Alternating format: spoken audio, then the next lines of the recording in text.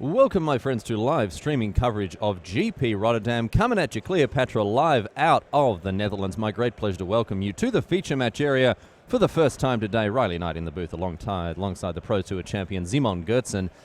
And I tell you what, we're not lacking in Pro Tour champions this weekend, Simon. These guys, Triple H team with Alexander Hayne in the middle of them. Also a team that has had a lot of success at the top tables of Magic over the years. Yes, we are looking at Mike Ron and Alexander Hayne, both Pro Tour champions of different times, different eras, but also combining their forces with Richard Hohen, probably the most decorated team in attendance when it comes to teams. Yeah, these guys have got a wealth of experience winning team events between them. There are about 7 or 8 victories between them, but of course they're up against some absolute juggernauts of Magic from Japan here. We've got Kenji Tsumura, of course, Shota Yasuoka, and Toru Takashita. These guys are really, they've not come to make friends. They've come to smash face. And Shota Yasuoka, of course, with 20 GP top 8s, but everyone's talking about the 4 PT top 8s, including the win in Kaladesh. Just recently, as well as Charleston in 2006. He's in the Hall of Fame. He's the Japan national champion this year. This guy does it all.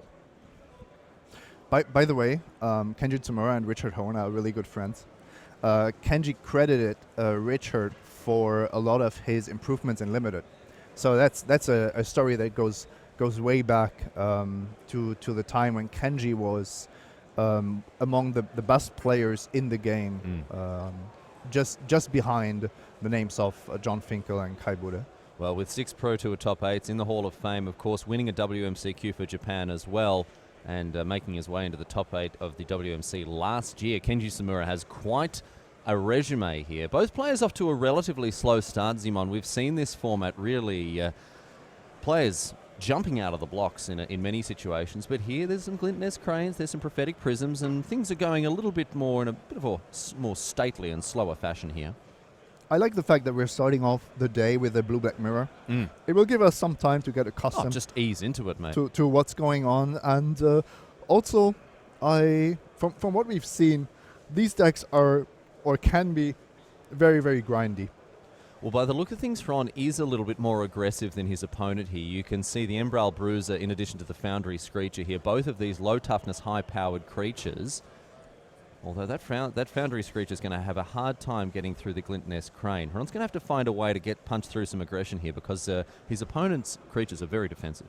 Yes, and one card that I want to mention now that we're seeing blue-black on both sides is Contraband Kingpin. I think that card we saw yesterday really made it possible for the blue-black control decks to play this super long grindy game. But this is just fascinating the way this game is turning out because Tsumura is just putting up the shields like this. He is putting up the barricades like you wouldn't believe. Consulate Skygate joining his Ether Theorist and Glint-Ness Crane.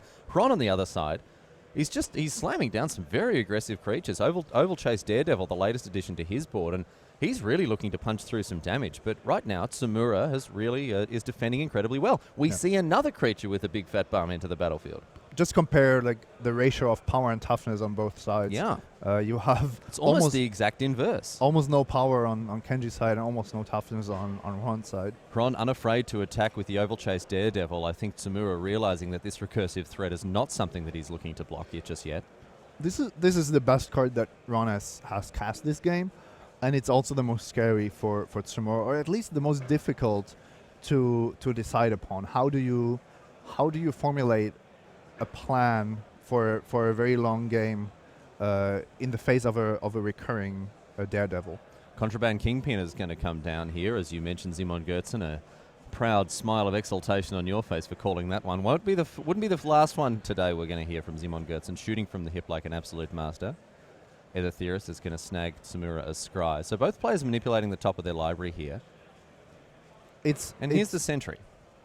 It's not uncommon to find these gold cards show up in Team Sealed, simply because there are so many more packs opened. And of course, the powerful gold cards lead you towards a certain archetype. Yeah, and we've really seen the power of the gold cards this week. And not all of them, of course. The blue-white one hasn't really found a home despite its power. Cloud Blazer being an immensely powerful card in and of itself, but not supported well by the colours. In addition, Engineered Might hasn't made much of an appearance, but we've seen Imperial Voyager, we've seen Contraband Kingpin, and especially Unlicensed Disintegration. What a showing that card's had this weekend. Yeah, and of course, Veteran Motorist, Restoration Gearsmith, also some of the more powerful cards of the cycle, even splashed sometimes. And for example, the deck with Prophetic Prism on Kenji's side could easily include some of the gold cards that are not only blue and black. Yeah, I would say an Unlicensed Disintegration would be a really nice pickup for Samura here. Ron continues to develop his board. A Maulfist squad comes down as a 4-2 menace. But look at this. Geez, this is a huge play for Samura. Wow, what a nice one for him. This Demon is really going to do some work. The Demon of Dark Schemes coming down as a 5-5. But look at that. Chomp, chomp, chomp. It is breakfast time for the Demon of Dark Schemes. And he fries up some bacon and eggs, eating 4 creatures in one fell swoop. This is just the definition of a blowout. Oh, absolutely bananas here. We mentioned the high toughness on Kenji's creatures. And now we know why. Not a single one dying to the Demon of Dark Schemes there, whereas Mike Ron has just had his derriere handed to him on a silver platter. I mean, we talk about, the 1% edges that players manage to gain for themselves here, there, and everywhere, but this is an absolute stone-cold blowout. And Ron had no way of knowing this was coming. You can't play around a Mythic Rare. Yeah. And not if your deck is made up of creatures with low toughness.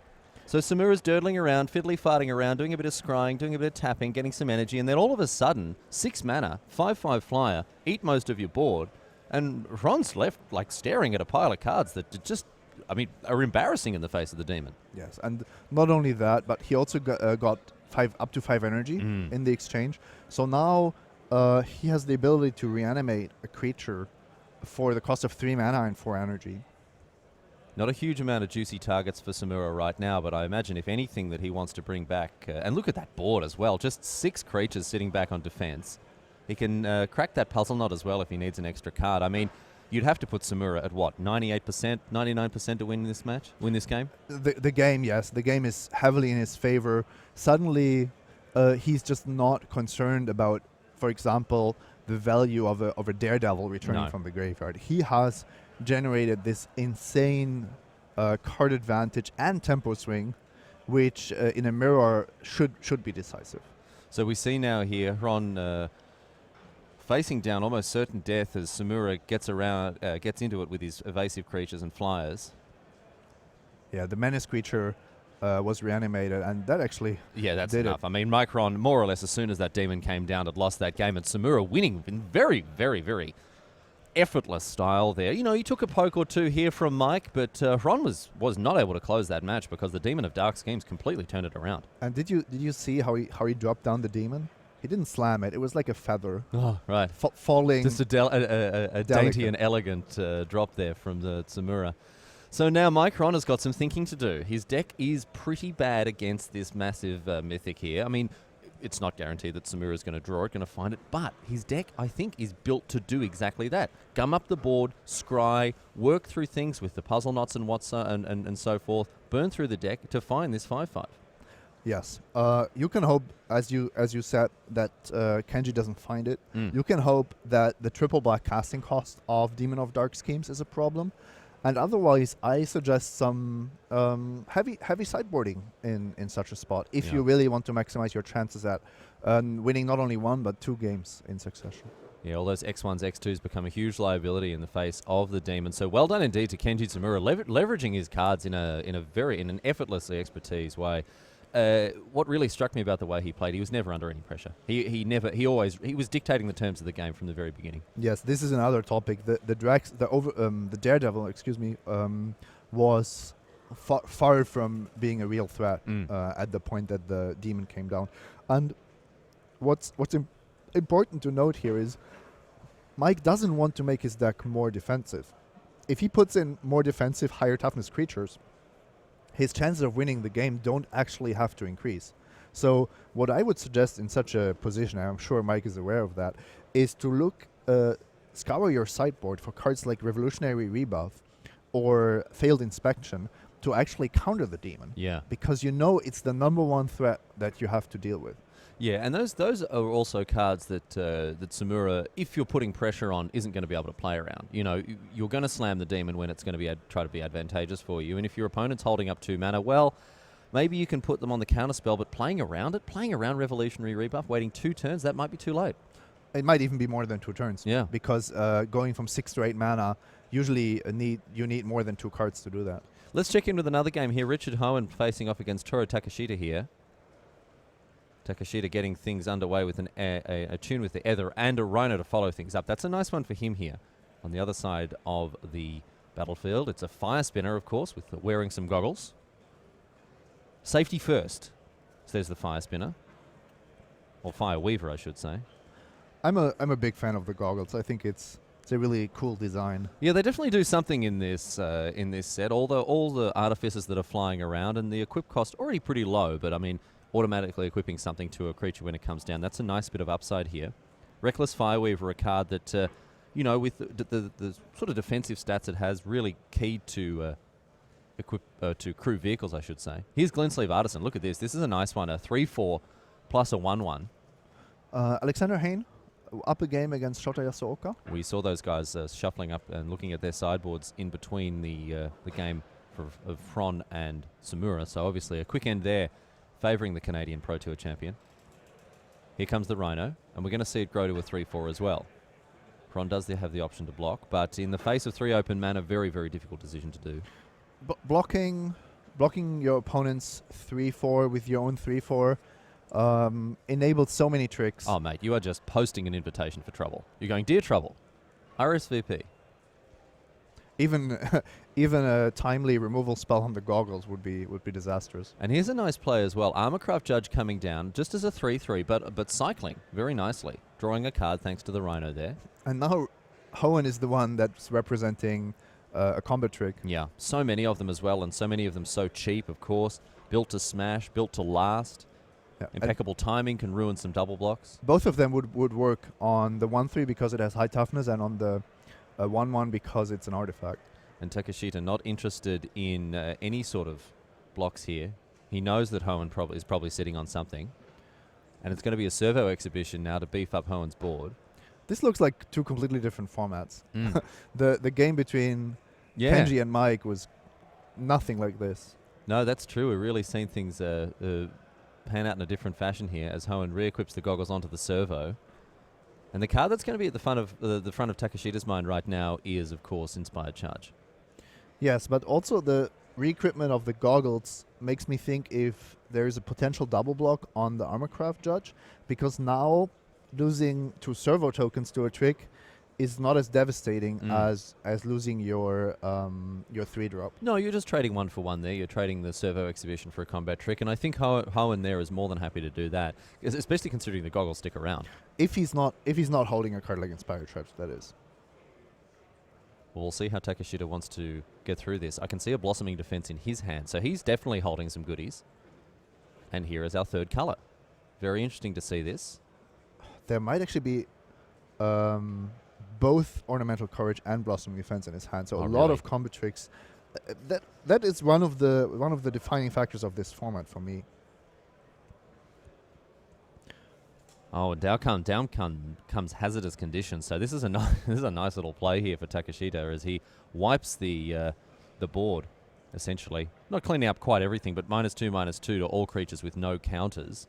Handily not hitting the Rhino, but taking care of the Glensleeve Artisan and the stray servo tokens there.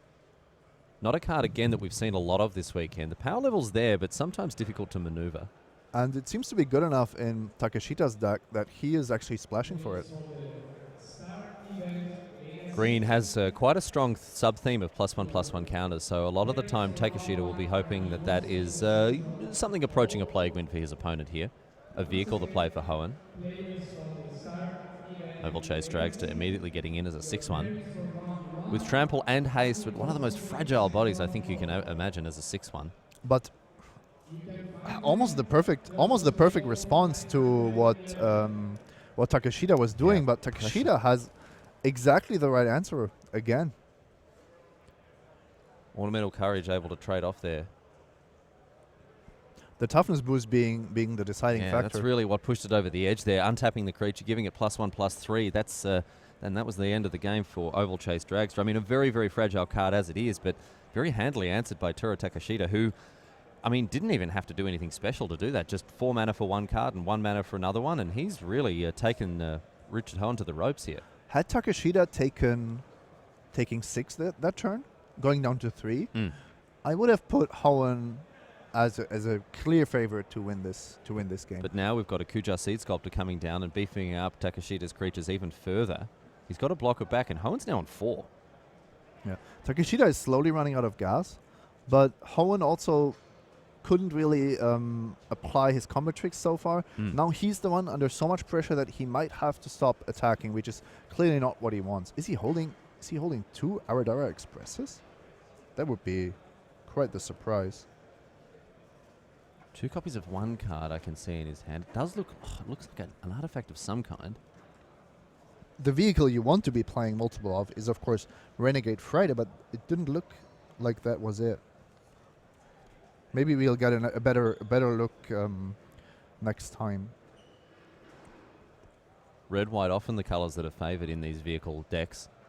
Many cards with a fair bit of upside when it comes to crewing vehicles. Of course, veteran motorists, but chuck a Tapala in there if you're lucky enough to open one of the dwarves. To me, it's great, Riley, how much we've learned already about this format. Like, not only the team limited portion, but also just the limited format itself. You see really how the games develop and what are the deciding factors. And ultimately, I don't think we've seen a lot of games where the person that stopped attacking was ultimately victorious. No, you've got to be aggressive. You've got to get on the front foot. Even in such a position where you're clearly behind on board and on life total, it's the correct play for Rich to press for even at least 2 points of damage and really, keep his hopes alive. Yeah, basically. take the fight to his opponent here. Glintsleeve Artisan, a nice provider of 2 bodies, in addition to a trigger from the goggles here. But Nissa Vital Force is in the hand of Takashita there, Zimon. He just drew it, yes.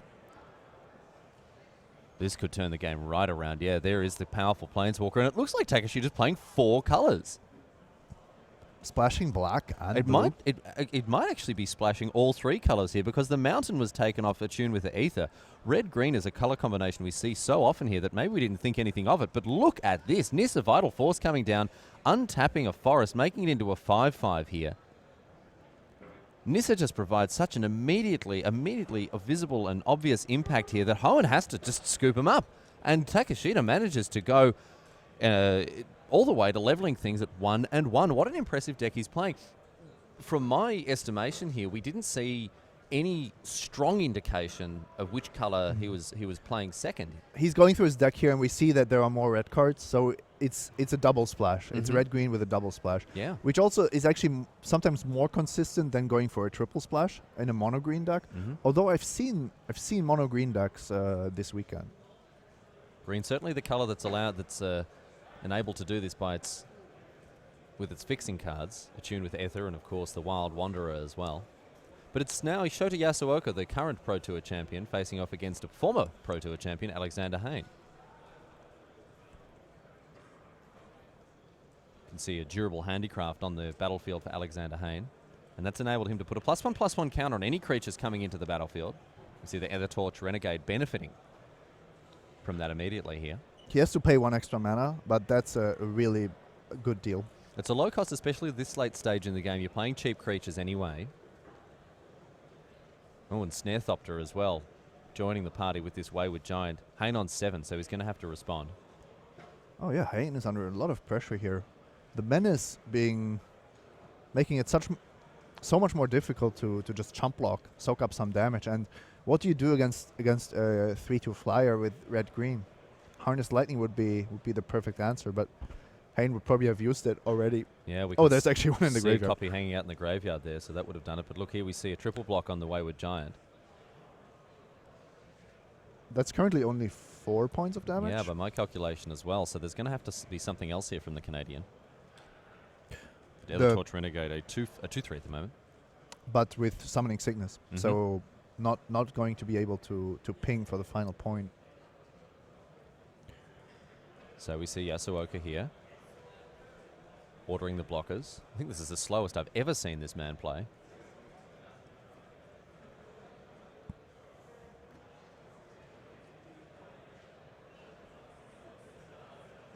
And Hayne now, here we are with the Pyrohelix finishing things off. So a tidy little wrap up there for Hayne, but he's been under a lot of pressure here, obviously. Down to 4 thanks to the hit from the Snare Thopter. And he used the Pyro. Oh, that's really nice. Oh, Appetite for the Unnatural. That's a really good one here to buffer his life total up a little bit. And bang, in comes the servo, poking across for a point of damage for Yasuoka. Awesome exchange of resources there. Using his 2 spells to deal with everything that Yasuoka had and bolstering his life total. Yasuoka, though, not without an answer. Quicksmith Genius coming in. And that's going to help him smooth out his draws a little bit. Obviously, holding those 2 cards means whenever an artifact comes in, he can rummage, discard a card, draw a card. And look at this. Armorcraft Judge comes in, gets a +1/+1 counter. And as it enters with the +1/+1 counter? No, but I believe it's 2 triggers that you just have to stack in the right order. So, Armorcraft Judge. So it can count itself. Yeah, when it enters the battlefield, as long as you've stacked the triggers correctly, you can put the +1/+1 counter on it first and then draw a card second. Little edge case there, and Hayne makes sure to gain any advantage he can. We see the Quicksmith Genius come in for 3 after Revoke Privileges. Keeps the Judge on the sidelines here. Servo coming in. Hayne unafraid as he plays a Pima Outrider. This is a nice one here. Wow, that's actually a lot of value with the Durable Handicraft. Look at this. Yeah, a 4/4 and a 2/2 coming in. Durable Handicraft. A bit of a durdle sometimes, but here you can see its power. As Hayne has really mounted a pretty huge board here. I think that's a card that's very easy to underrate. The Handicraft is something I really like. Well, you just look at it and you think, oh, you're playing creatures off curve. You're not going to have time to do this mana here, there, and everywhere. But in the later stages of the game, it's really shining. If you play it on turn 2 and you delay your curve by 1 turn, you are getting a glorious anthem for your troubles. And it has a late game application as well. Yeah. By offering the additional counter on everything. It's Gavany Township at the end of things, yeah. And then we're not even, look at all the synergy in Hayne's deck. Yeah, it's really nice to see the way that things are working out here, because this Fairgrounds Trumpeter is going to go up again now to a 4/4, because it once again counting itself, the +1/+1 counter that was placed on it. Handicraft has synergy with Armorcraft Judge, with the Trumpeter, and with all your Fabric Rate creatures. So everything that Hayne has done, and look at his graveyard, he's played some really powerful cards. It's actually it was pretty impressive that Yasuoka was still in this.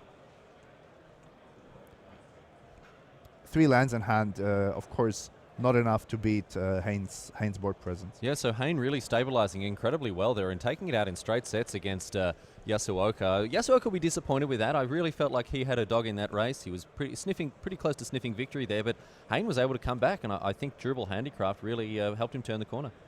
Yes, and but first he needed those instants to actually clear this opposing side of the board, which didn't look like he would be able to do at first. I think the key play there for Hayne was the Appetite for the Unnatural. That buffered his life total, got rid of the flying threat, and put him in a good spot to take it home. So well done indeed, Alexander Hayne, buffering his team's win rate here, going to 2-0. Hoenn and Takashita still tied up at 1-1, and Tsumura now looking to capitalize on his Game 1 victory against Micron. Tsumura needs to win, but if Hoenn wins this game, it's already over. So this is Hoenn's chance to just take it home for the Triple H team. Only planes, maybe not the perfect spot. Gear Shift Ace, in addition to the Glint Sleeve Artisan. It looks like a servo exhibition may have generated those two, and here's a Sky Whaler shot to take care of the Pima Outrider, so Takashita punished a little bit there for not putting the servo token down instead of going for the Fabricate 1. You could see that Hoenn was considering using Sky Whaler's shot in his upkeep, just to get one draw step closer to the mountain he's looking for. Glint Sleeve Artisan in for 3 now. The rest holding back. Gear Shift Ace so good on defense thanks to First Strike here. Well, not so good against a 2-3, I suppose. I absolutely agree, by the way, with the decision to make Pima outright a 4-4. Mhm. When you're facing a board of a 3-3 as the largest creature, it's just dominating the board and forcing the opponent to actually have something to deal with it. Takeshita, now you can see the swamp in his hand. We're still curious to see exactly what goodies he's going to uncover with his 4-color deck here. I have the feeling that the Japanese team put a lot of power in Takeshita's deck. To be completely honest, and I don't mean this with any disrespect, he is the unknown quantity on this team. Kenji Tsumura and Shota Yasaoka, no questions asked. Right? I don't think it's an insult to Takeshita to say that he is the least well-known player on a team that has Hall of Famers, Pro Tour champions, people with resumes as long as your arm. Most people on that team would be the third well-known. I certainly would be. And that's saying something. No. Well, it's something to say. Not very much. So we already saw Nissa, and we saw a black splash for for the sort of infest type effect here, that, and we saw it gain some value in the last game. But hazardous conditions, not a card that we see a lot of. Ornamental Courage, one of the key cards last game. Yeah, and also providing value here for Takeshita, but no other plays here for the Japanese player. Yeah, it looks like Takeshita. We can't make out the hand, unfortunately. He looks like he hasn't really been deploying much. No, hasn't been up to much here. Okay, and an island coming down. Swamp still in hand here for Takeshita. Yeah, I'm not the biggest fan of Architect of the Untamed. Never really seen it go off. Well, already provided, just as a 2-3, already provided 1 energy for Takeshita. But yeah, the cost for the beast is just huge. 8 energy to create a 6/6.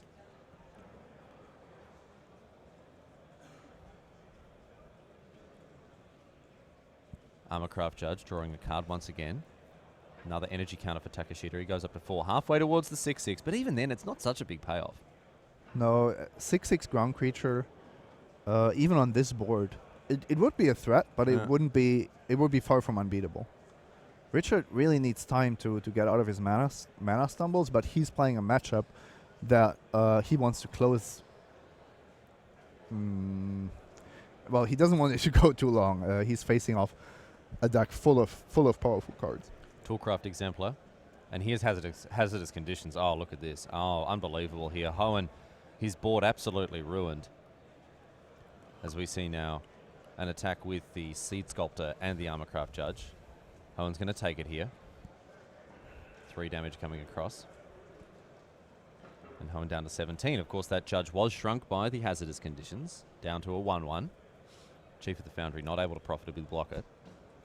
If Takeshita wins this, Hoenn just has to pass the turn. Simon Gertzen. 3 planes only against. Look at the value on Takeshita's side of the board. If Takeshita wins, we will be able to see if Mike Ron can beat the Demon of Dark Schemes. Yeah, that's the good part about this. That'll be back to where we're going here. Chief of the Foundry bouncing off that the Seed Sculptor here. As the Armorcraft Judge comes in. Look at this, Takeshita hitting his life total. Hitting his land drops here. His energy reserve just grown and grown. He's found a little bit of extra use for that for those lands sitting in hand.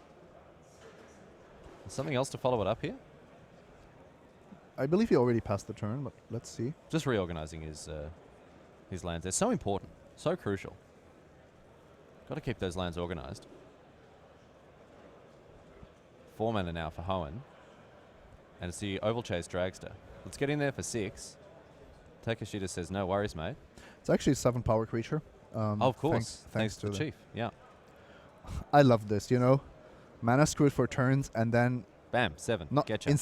Instead of thinking about defense, just smashing in there. And it's a good plan. You're not winning the long game. You're behind on the board. Your opponent will get a 6/6 at some point, and yeah, what do you want to achieve? I much prefer this approach, which actually has a good shot at just winning if you're holding a good combat trick or a pump spell, because of the trample damage that's threatened. I think he's got Takeshita on not having much in hand. I did see that he drew a non-land card by the look of things, up to 7 energy now. The The key old D12 coming out there. the key part here to me is that Architect of the Untamed is 1 energy away from generating the 6/6. Yeah. So Hoenn has exactly this 1 turn window to make something happen, and he needs some really good tricks. And of course, Takeshita is very aware of the fact that he might be dying to Oval Chase Dragster.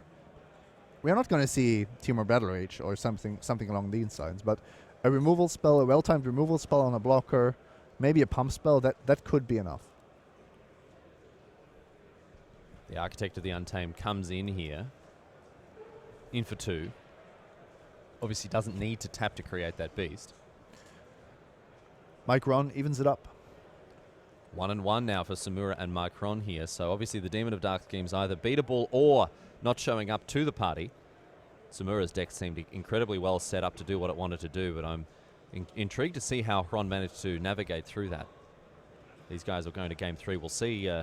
Be interesting to see if we get to have a look at that. Takeshita will have to win this game for us to go back and have a look at Samura and Hron.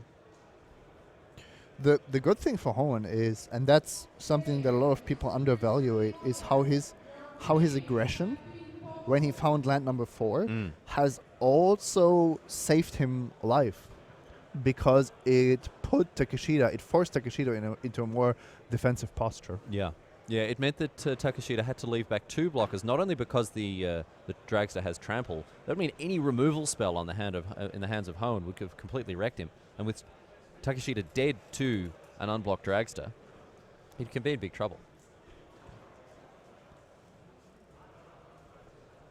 And that would explain it too, the attack with the Architect of the Untamed. Just a 2/3, but obviously that's the card that he wants to keep around.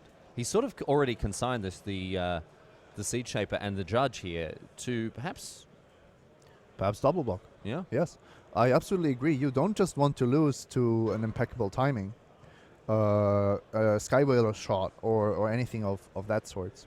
Oh, start your engines. How about this? Look at that. A free activation and +2/+0 for the Oval Chase Dragster here. And the Chief of the Foundry is going to benefit from that as well.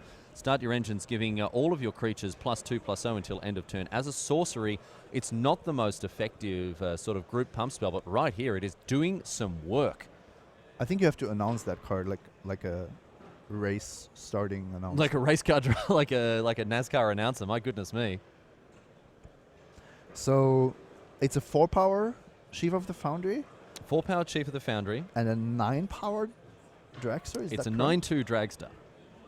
Yeah, So really hit the nitrous here. 9 trample damage, 4 non-trample damage, meaning Takeshita can prevent 6 points. One creature can prevent 4 points of damage. The other creature can prevent 3 points of damage.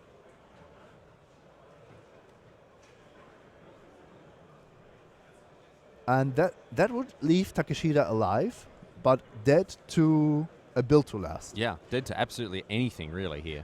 There is already 1 Ornamental Courage in his graveyard, but he could be holding another one.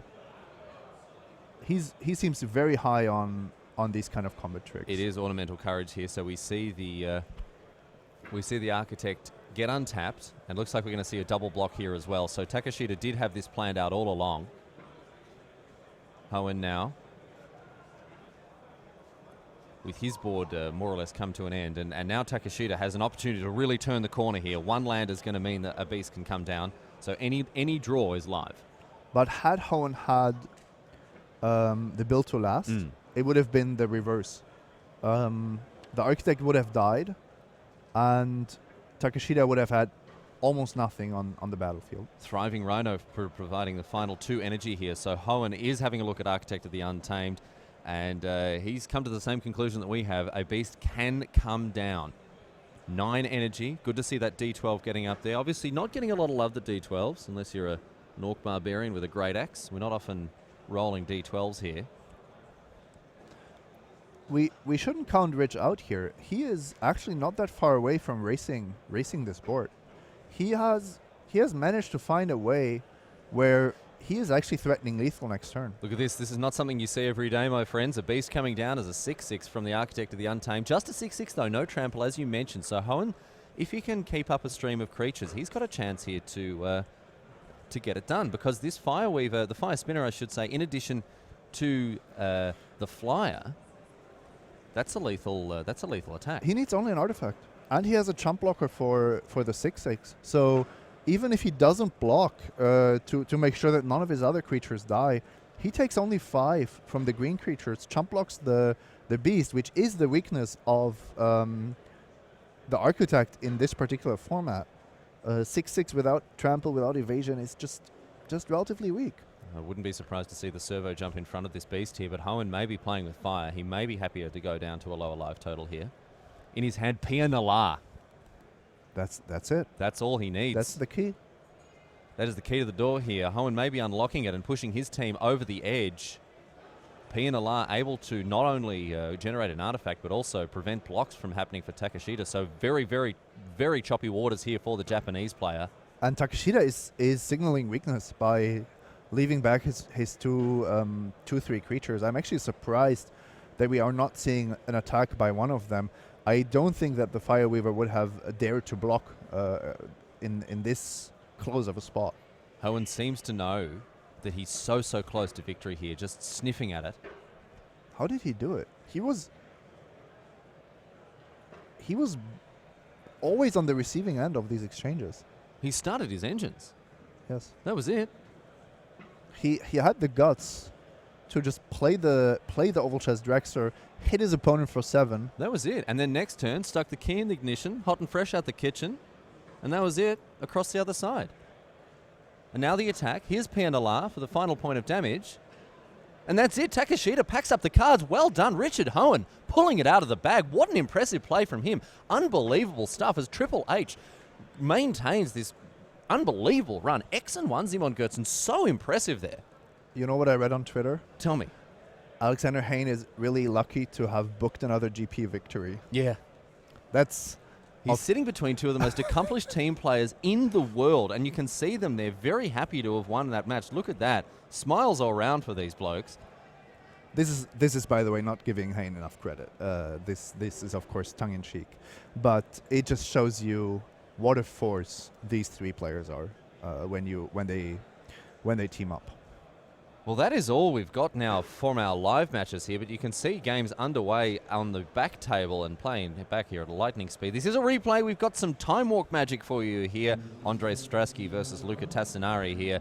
These guys on the back table have been playing for a while now. Obviously, you saw their games haven't quite finished. See if we can catch up to them here. Andrei Strasky, of course, 2 Pro Tour top 8s to this young man's name, in addition to 1 GP top 8. Tassinari has and his team have made an excellent run all the way to 8 and 1 at the end of day number 1. We'll see how fortune favours them as they continue. Strasky also paired up with some of the biggest names in modern Magic here. Shahar Shenhar, 2-time world champion, and Paula Vida Dama de Rosa, a Hall of Famer whose name is known all around the globe. Good to see someone from the Southern Hemisphere certainly getting it done, flying the flag of the South.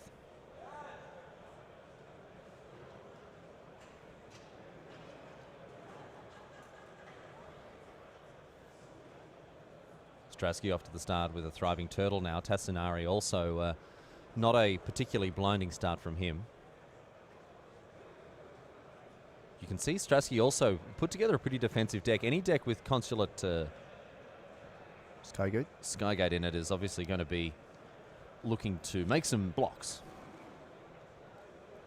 And might be one of the first truly blue-red decks that we've seen. I can see a World of Virtuoso hanging out there as well. Here is the Skygate. Blue-red artifact themed. And let's see what the black is paired with. Maybe black-blue again for the most controlling archetype of the format. Well, 3 swamps here. Triple swamps, and down comes the Filigree Familiar. 2 life for Tassinari.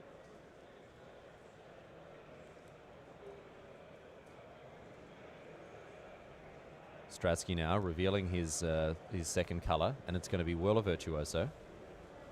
This is a card we've seen do a huge amount of work. Combo potential for this card with the modules and such nonsense. It's also a really good deal to trade 3 energy for a Thopter. Yeah, 3 mana for 3/4, one of which is flying. That's great. I would usually much rather have 2 flying 1/1s than some more counters on my creatures, because especially on ground creatures, they will end stop mattering at some point. Tassinari now, Morphis squad. And we're going to snag a servo token by the look of things. There we go. And Strasky also putting a 1/1 artifact creature into play. He has flying, of course. Interesting that Luca was not interested in a 4-power creature. On this board, it would have seemed like more likely to actually accomplish something. Here's an attack now for Strasky. Attacking for 3. The Virtuoso coming in with the 1/1.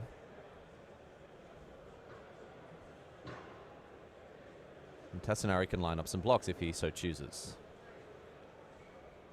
Trading with the Virtuoso doesn't seem like a bad deal. It's getting the squad out of there. I don't really see what it's doing on offense, so No. I would prefer to take as little damage as possible. I also would expect, in general, the blue-black deck to be the more defensive deck. So, I think this block is absolutely correct. And a more or less free attack for Andrei Strasky. He's more than happy to select his Whirl of Virtuoso for inspection. Keeps a card on the top. I would imagine it's a non-land. Strasky does seem slightly flooded out here. Inventor's Fair comes down, and that's going to create 3 more energy. So potentially another Thopter here. Oh, mate, he could gain a life off the Inventor's Fair next turn. Really doing it here. That was his plan all along. Also, the Inventor's Fair might be used to find some more threats. Yeah. Once he runs out of place. We've seen subtle variations on Metalcraft winding their way through this set. Underhanded designs and Inventor's Fairs. A couple of other throwbacks to old artifact-based mechanics. Gearseeker Serpent as well, with pseudo-affinity. So Tassinari now with his 5th land. 3 cards in hand, was it, Zimon?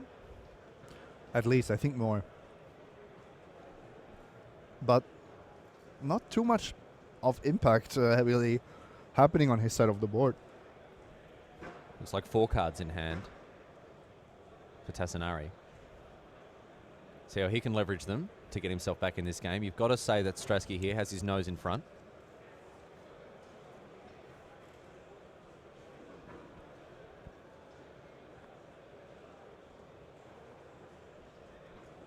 And Tassinari with some thinking to do here.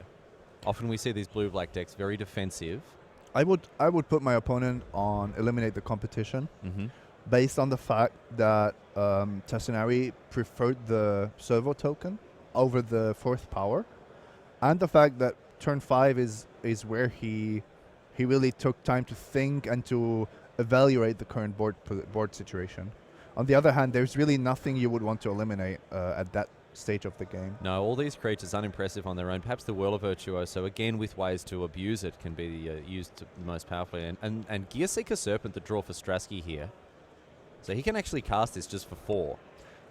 He did gain a life from the Inventor's Fair. I'm concerned about the long-term prospects of Tassinari's game plan. Yeah. What do you like? Currently, all your cards are trading negatively. Yeah. Against what Strasky is doing. Your bat, your Screecher is not going to trade favorably with the tokens created by Whirl of Virtuoso, and you still have to deal with a Gearseeker Serpent and whatever comes out of the Inventor's Fair. Although that might improve and eliminate the competition should it be in Tassinari's deck. And cards like Maulfist Squad here as a 3/1, pretty embarrassing against, even with Menace, pretty embarrassing against cards like the Thriving Turtle and the Consulate Skygate. Not really doing a lot. Interesting situation, both chairs being empty. Oh, hello. I didn't even know. I was so absorbed in the battlefield here, I didn't even notice that these 2 players had got up to... well, it seems like something is going on in the feature match area at this juncture. Not a huge amount of information for us to go by as we see Strasky take his seat once again. Maybe just had to do a quick round of high fives with all the rest of the teammates. Well, we're back to it now. Strasky with his 5th land. Gearseeker Serpent can come down for 4 mana, which is pretty bonkers. Sometimes you can even drop another artifact in the same turn. Mm-mm. Yeah, so what we would see here is a 2-drop artifact, meaning that the Gearseeker Serpent could be played. But Stratsky with no plays here. No plays, no days. A card in hand there. Oh, what is it here? Gearseeker Serpent, Mountain, and Island. That means that he's going to crack that Inventor's Fair. Yes, that's what I expect as well. So it costs 4 mana, sacrifice the Fair, and you can search your library for an artifact. I'm fascinated to see what this is here. You can only do it though if you have 3 artifacts or more. So Scrap each ground to the play now for Tassinari. Yeah, and so Stratsky, as we said, playing this thing, this card, it's got to be better than the 5/6 that's in his hand. And look at what it is. It is the module. We're going to start seeing this abuse of the poor old Whirler Virtuoso, as we did yesterday. This card is just bonkers with the Whirler Virtuoso, providing an extra energy counter whenever a creature enters the battlefield, effectively meaning that Whirler Virtuoso's cost is reduced to 2. Decoction module going hand in hand with the 2/3. also allowing you to bounce a creature. Yeah. So you basically swarm the board with Thopters, and certainly cheaper than the Whirler Maker on Luca's side of the board. He will have to pay 4 mana for every Thopter that he wants to create. Yeah, Whirler Maker, the definition of of a slow and grindy situation here. And now we see the Gearseeker Serpent coming down for 3. That is very, very tidy play from Andre Stratsky here, leveraging his cards in a very, very nice way. And I think Whirler Virtuoso is poised to take over this game. Luca does have a turn here. Oh, he draws another Swamp. He really wanted a second blue source, if I'm not mistaken. Some of the more powerful blue cards to deal with opposing permanents. Double blue, Confiscation Coup, and others. Yeah, so Healy's Artistry can also throw a huge spanner in the works here. But right now, Tassinari perhaps a little starved for blue mana. It's interesting how artifacts make it easier to keep certain hands that are lacking a color, because you are more likely to be able to cast your spells. But of course, these situations where you just fail to draw your second blue source can still be devastating. Now we're going to see a bit of a switcheroony here, as Tassinari attempts to leverage himself into a better board position here, thanks to a shared negotiation. This 5-cost sorcery enables you to exchange an artifact for a creature or an artifact your opponent controls. So we see Tassinari snag the Gearseeker Serpent off his opponent, in exchange giving him a servo. Not a fair trade, you would say. Was the 2 damage in the air now with the Thopters. Was the Gearseeker Serpent the most scary card on the battlefield, though? Not 100% sure. I really think that Whirler Virtuoso is poised to make a big play here. But Experimental Aviator is also a very nice one with Decoction module. At this stage, Stratsky's in a position to make 1 more Thopter. Won't be able to make a second one without any more energy. That one will come down and gain him 1 energy, putting him to 2. Decoction module is so powerful that Stratsky tutored for it with innovation, with the Inventor's Fair. Well, that was what was on my mind as well. It had to be better than the Gearseeker Serpent that he could play into that board. And it looks like it was indeed. Although the Gearseeker Serpent, a huge liability now, as the shrewd negotiation has taken it off his hands. We actually don't see the Gearseeker Serpent being activated all that often. No. It is good to deal the final points of damage, but you can't afford the tempo loss of just activating it, I don't know, 3 times. That's right. The decks that play it tend to have better things to do with their mana turns in, turns out. And if you don't, it's actually a bad sign for your current game position. Scrap Heap Scrounger getting blocked by the Consulate Skygate. Obviously, that attack there more or less free, thanks to the fact that the Scrounger not only can come back from the bin, but also can't block. It's important to send a message. You could have actually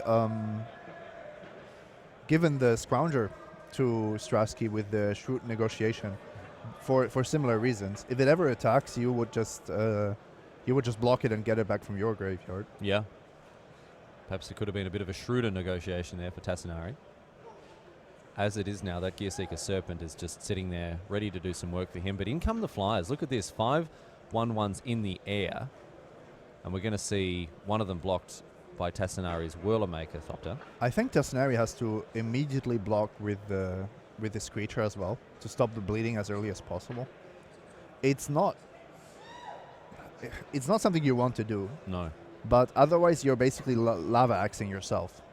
And without real hope that the Screecher will ever do more than that in this particular game.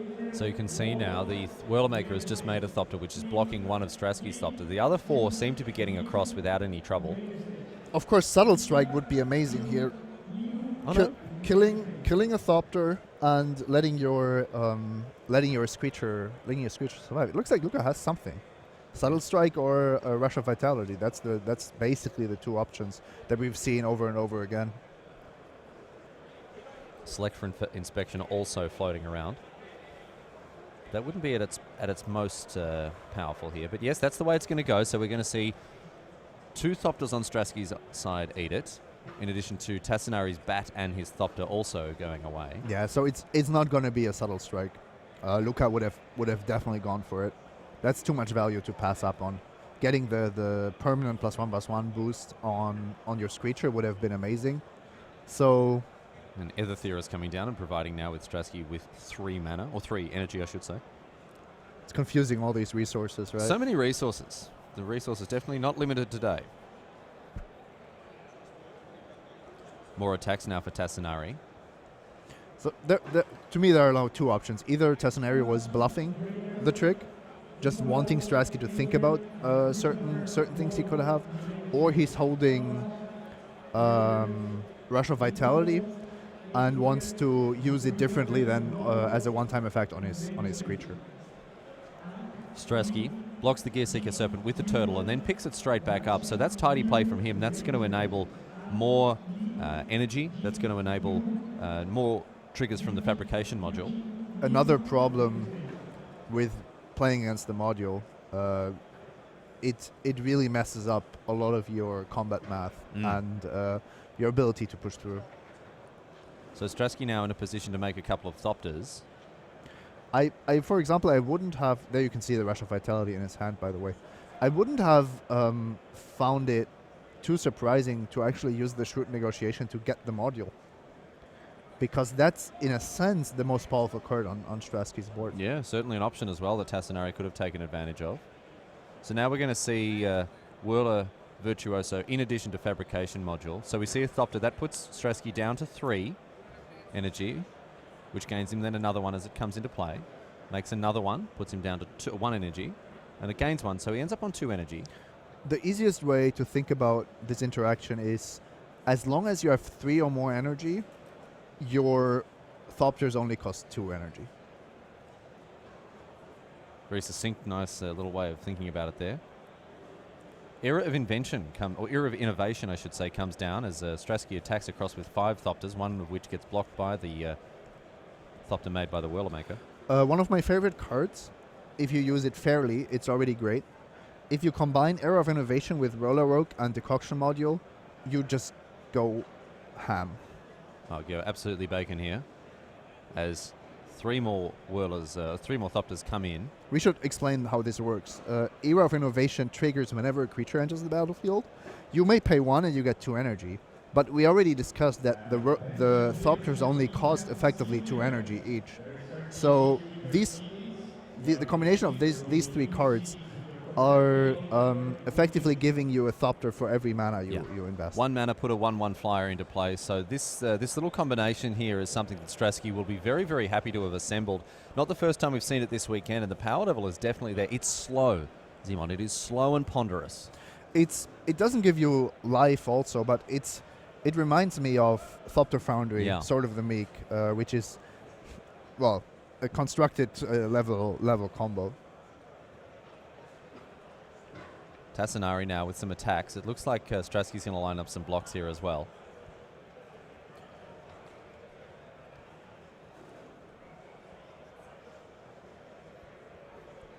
And that's that.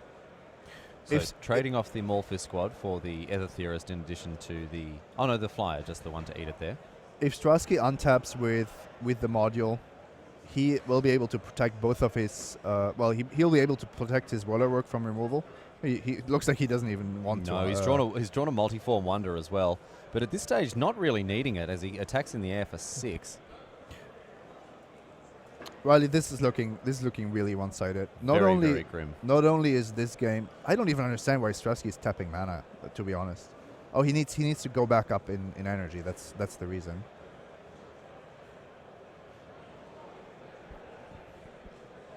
But look at the game results. Tassinari, Bevera, and Penigata on 0. Yeah. PV already having won 2-0. Shahar leading, and Strasky going off against Luca Tassinari. So this is not looking good.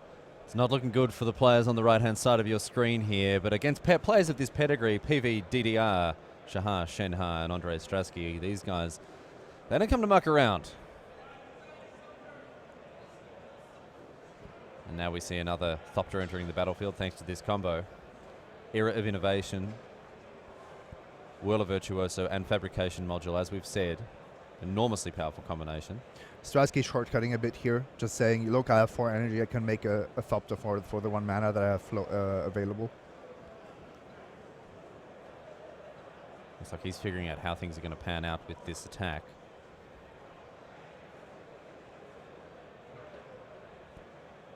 Strasky with creatures for days here. Blocking, protecting his life total, keeping it high. He knows that this combo, while not fragile, is certainly subject to disruption, and that could result in a victory for his opponent should he not play carefully enough. He wants to close out this game before something like a Demon of Dark Schemes can mess up his day. Yeah, that would really wreck things here for Strasky, to a point. At this stage, though, he is threatening 6 more Thopters, and even a demon, I don't think would ultimately change the outcome. So 4 Thopters here. And then chips the turn. Back to Tassinari now. So he considers his options. It's fascinating to see how long it's taken Strasky to close this one out. Tassinari hasn't been in it for a while here, but he's still fighting.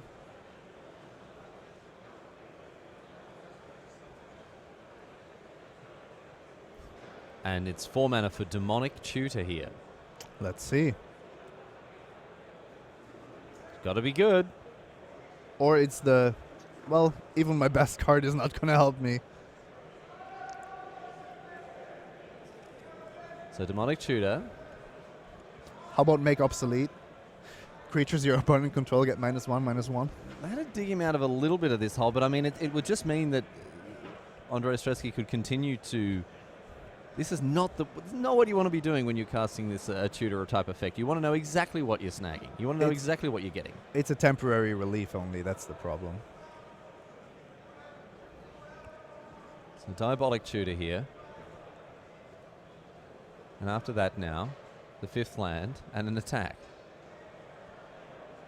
And Strasky once again protecting his life total. These Thopters have been brought in to dive bravely for the cause. Block, block, block.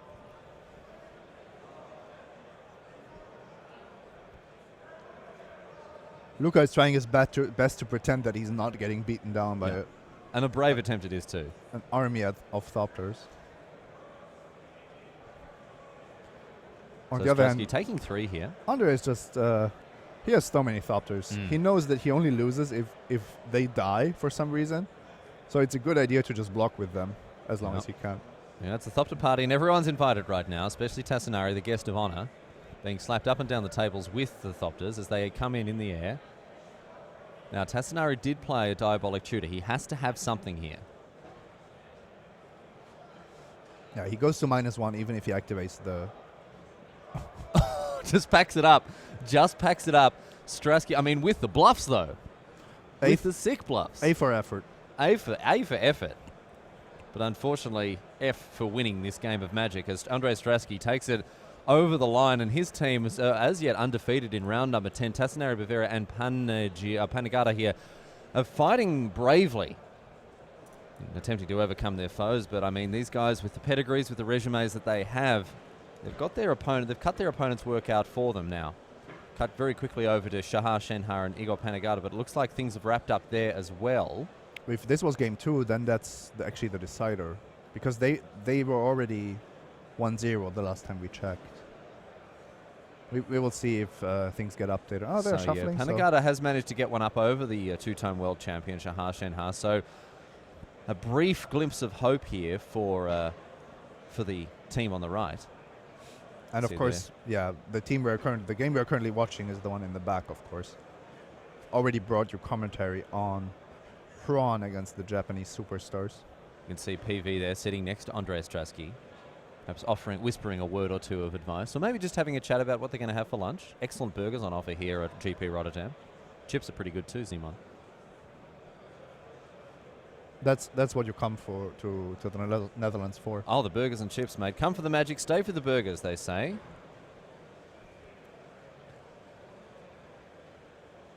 Okay, looks like there's some reshuffling, but sure we'll go to the next match that's starting.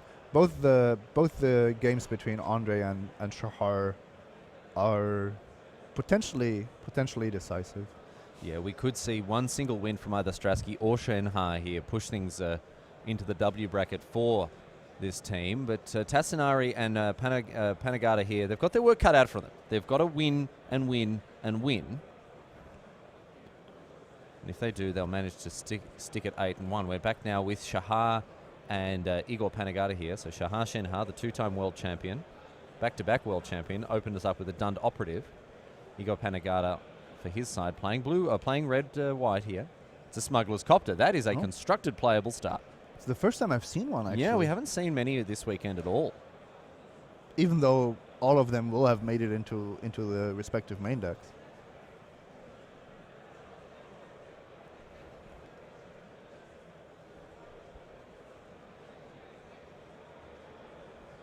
In with the Dund operative, says Shahar. No place. Maybe an appetite for the unnatural. Wouldn't be a bad one for Shenhar here. I've spoken to a lot of people this weekend who are main decking their enchantment or their artifact removal here. Doesn't seem like a bad move. And look at this. Glensleeve Artisan's a nice one as we see the Copter get crewed. And Shahar, there we go. Chomp chomp, he's a hungry boy. And he eats up that Copter for breakfast there. Obviously a bit of an appetizer here for his burger that'll be coming later. Still a very nice curve and development for Panagata, who has gotten 2 creatures out of the Artisan, one of which could trade for the operative, so netting a minimal advantage. Yeah, not too bad. And when your opponent follows it up with Prakata Pillarbug and no 4th land, you've got to feel like you're in the driver's seat here. Yeah, I don't have the highest of respects for the Pillarbug. It's a card that you put in your deck because you want to enable some artifact synergies, or you want to utilize +1/+1 counters. Yeah, but in and of itself, a pretty unimpressive creature. I mean, you know, gaining lifelink and getting in there, not a bad way to do it. But again, requires some support, Zimon. It's one of these cards which will always be in the range of 20th to 23rd. It's just a classic 23rd card. Yeah. It's a classic 23rd card. Speaking of 23rd cards, here's Eager Construct. Both players get to scry, and Shahar keeps his card on top, and that is the situation you hate to see. It's I like Eager Construct more because it's a 2-drop, and that can sometimes be a rare commodity. Whereas 3-drops in this format, you usually are not lacking. There is just a billion, million 2 3s and 3 2s for 2, or for 3, I should say. Shenhar presumably keeping a land on top here. Or maybe he's got an aggressive enough deck that he can play off 3 lands. We'll see. Exactly. If a lot of the decks we've seen here is like that of Shahar, he might not even want a 4th land in the next few turns, or might not need it. There is the 4th land, and now it's a Fairgrounds Trumpeter. No synergy enabled so far for this card here. Also casting another 3-drop with after having played his fourth land. So Shenha definitely behind on tempo here as Panagata has options in hand. We saw him return the Glintsleeve Artisan, but it's going to be something different coming down. We were talking about 3-2s and 2-3s for 3 here. So Quicksmith Genius the play for Panagata. Quicksmith Genius is one of my favorite cards in the set. I just love looting effects. He's just so happy with himself. That's what really perplexes me about it. He's built some sort of weird druid sickle. Happy genius. He's really a big fan of himself, this guy. That's rare.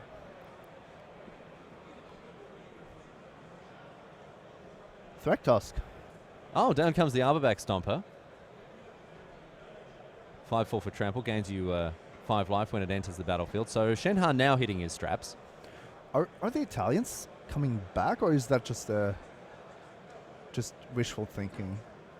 Because if Igor wins this, then Luca has all the chances. I just don't know. He looked pretty outgunned in game 1. Well, that's because Strasky was given the time and breathing room to get this absurd combo going, and he won in very convincing fashion without Tassinari really being in it. But that could have been a result of bad draws. That could have been anything, as we see now this self-satisfied genius enable Panagata to loot through his deck here, or rummage, I should say.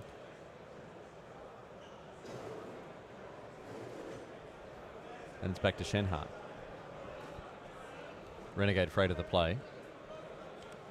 Good on offense and on defense. One of the many reasons why it's such a good card in the format. The Freighter? Yes. Oh, we're all waiting for a train.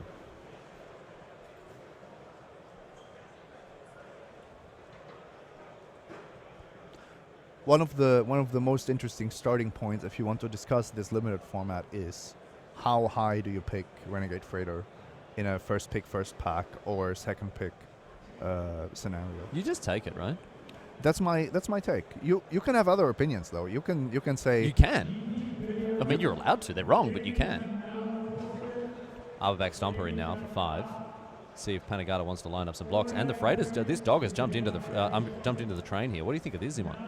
You mean from a lore perspective, or from a strategic perspective? Really, any way you want to come at it, my friend. You're the expert. I wouldn't trust this robot guiding my trains, but I like the block. That seems like a good idea. I didn't really see the Freighter getting aggressive here, not against the Death Touch and the high toughness creatures on the opposing side. And now we see Elegant Edgecrafters come down.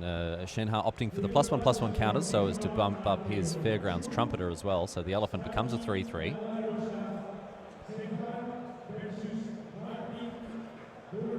Maybe we should be doing flavor commentary. It's important to sometimes check how reasonable the drivers of our vehicles are. Yeah, one of the grossest forms of flavor violations in recent times.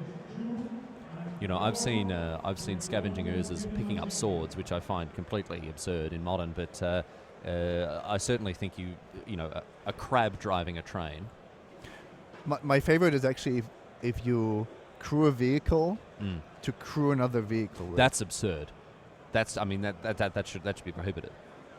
My servo activating my Skysift to power my Renegade Freighter. Yeah, really good. His 9th Bridge Patrol. The little 1/1 that could, as we go back now to Shahar Shenha.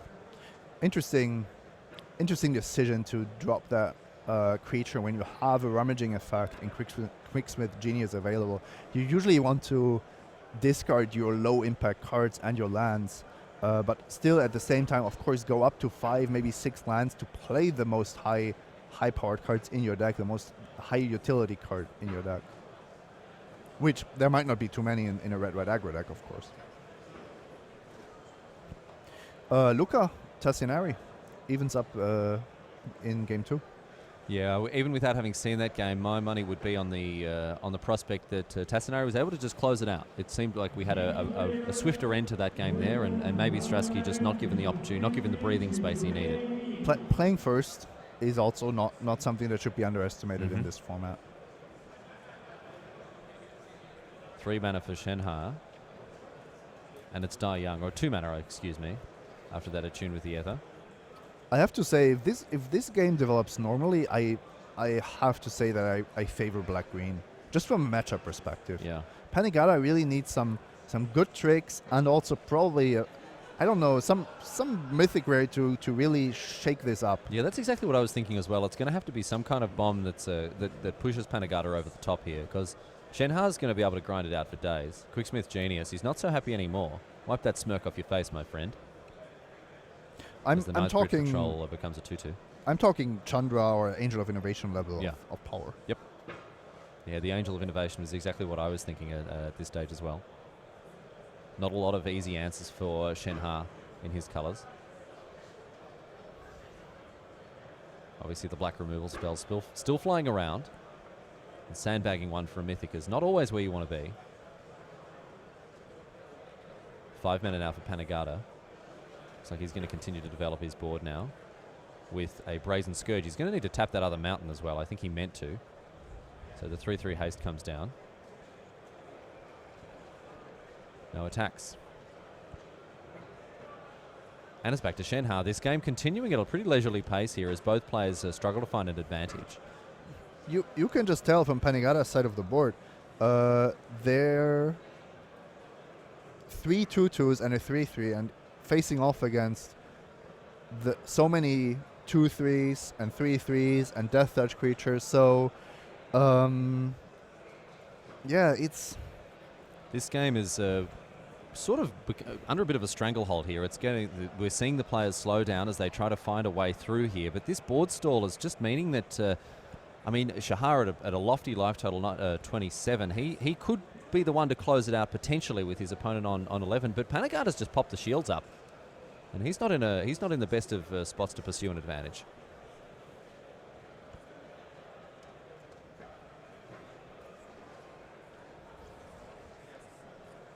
So as this grind settles down, my friends, we can actually give you some information as to how things ended up turning out. Obviously, that game was a replay. We're going to bring it back to the booth, my friends, and have a chat about exactly how round number 10 panned out. I've been told that the match actually went to turns in about 15 minutes' time from where our replay was, and Shahar Shenha did manage to take it out. We are ready for round number 11 now, so after a good result for our team pack full of superstars, we'll see how fortune favours them in the next round. Simon Gertzen and I, time for us to step out of the booth. You'll be in the very capable hands of Matej Zalakai and BDM, the Pro Tour historian. So stick around, everybody, because plenty more coming your way right now. Don't go anywhere. We'll see you back here in a few seconds for round number 11.